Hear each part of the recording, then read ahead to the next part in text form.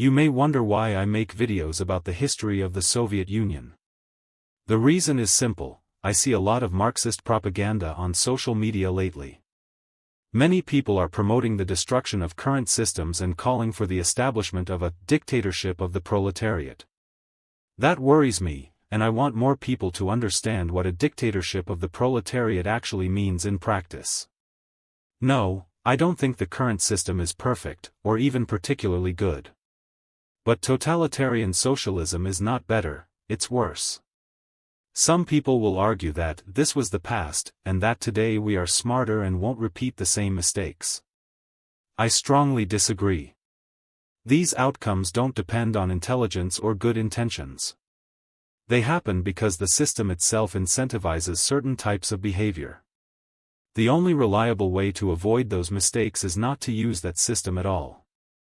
The Soviet Union, which was the name for Russia and some surrounding countries under communist rule from 1917 to 1991, had a lot of hidden horrors under its leaders.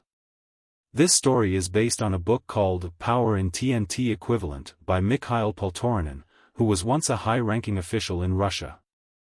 He wasn't someone who hated everything about the Soviet system, he actually thought some parts were good. But he pulls back the curtain on the ugly stuff, like how top party bosses used the government to crush ordinary people.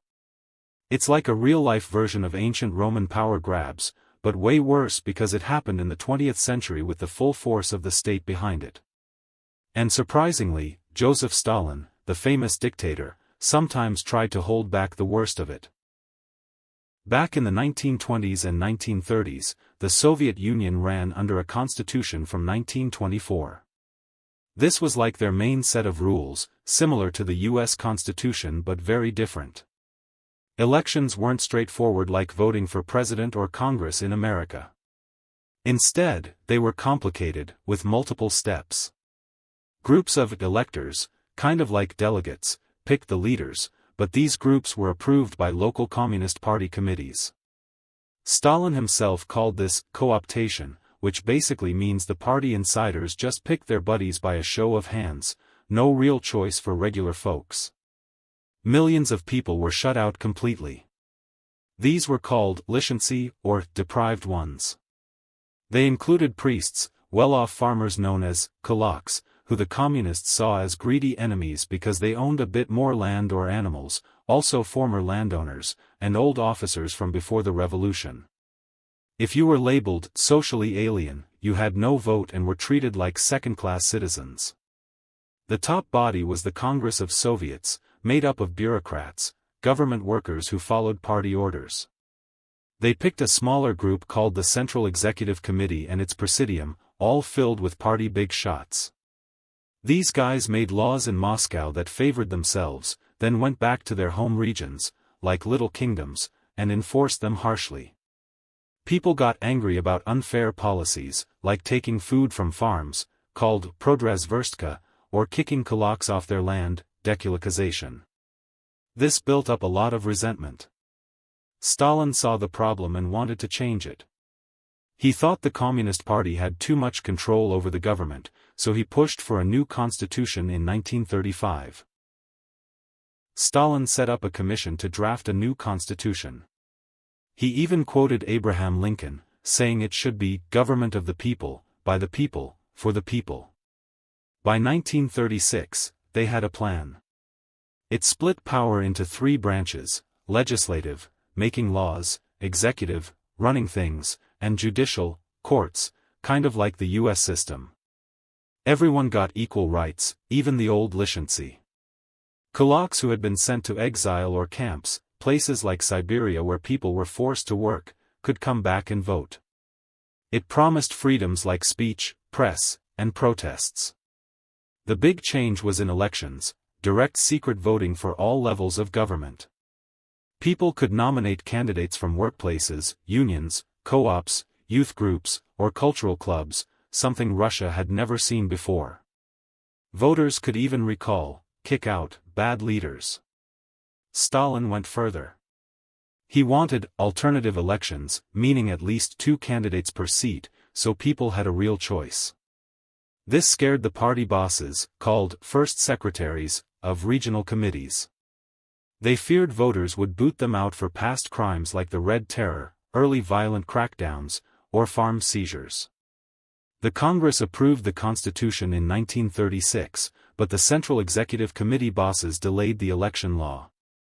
They fought alternative elections hard, saying it would let enemies like kulaks and priests take over. By June 1937, at a big party meeting, these bosses flipped the script. Even though threats like Trotskyism, ideas from Leon Trotsky, Stalin's rival who wanted endless revolution, were gone, they claimed enemies were everywhere. They said returned kulaks were stirring trouble, and free elections would help them. Instead of reforms, they wanted to delay elections and start a purge, a massive crackdown. These first secretaries were mostly uneducated guys who rose from nothing to power. They treated people like trash and spied for betrayal. Their leader was Robert Ike, a guy with just basic schooling, but he ran a huge Siberian region and was a candidate for the top Politburo group. He was brutal. He sent 90,000 communists to the secret police, Cheka, later NKVD, for execution or camps. Ike asked for special powers to form troikas, three-person panels that could sentence people without trials. Others followed. They sent requests to Moscow for how many enemies they could repress. Examples. Ike wanted 17,000 repressed in Siberia, including 5,000 shot. Nikita Khrushchev, later Soviet leader, asked for 41,305 in Moscow, with 8,500 executions. From poor, quiet areas like Kalinin, they wanted over 1,000 shot. But in some ethnic republics, numbers were lower, they spared their own more. The NKVD secret police boss, Nikolai Yezhov, compiled this into Order 00447 on July 30, 1937. It set quotas for arrests and killings based on these requests, but cut some numbers, like Khrushchev got approval for 5,000 shots instead of 8,500. Total, about 245,000 repressed. The top leaders warned, no going over quotas without permission. But they did anyway. Prisons overflowed, and regions begged for more limits. One telegram from Siberia asked for 2,500 more because they had too many arrested. You might think 1937 was about Stalin crushing smart critics or old revolutionaries.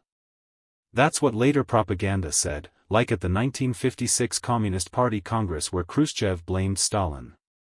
But the lists show mostly regular people, farmers, workers, illiterates.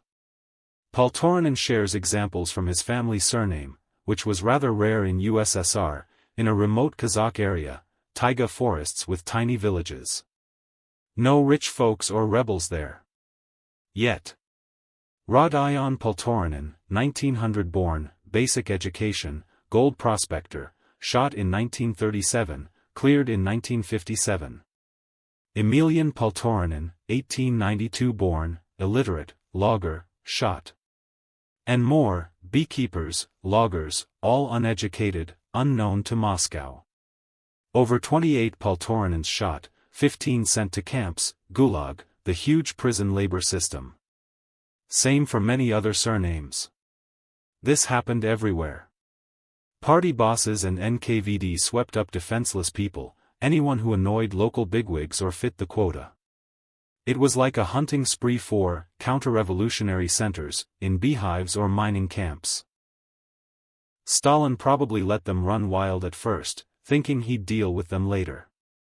He did. Ike got promoted to agriculture minister, demotion, in disguise, then arrested and shot in 1940.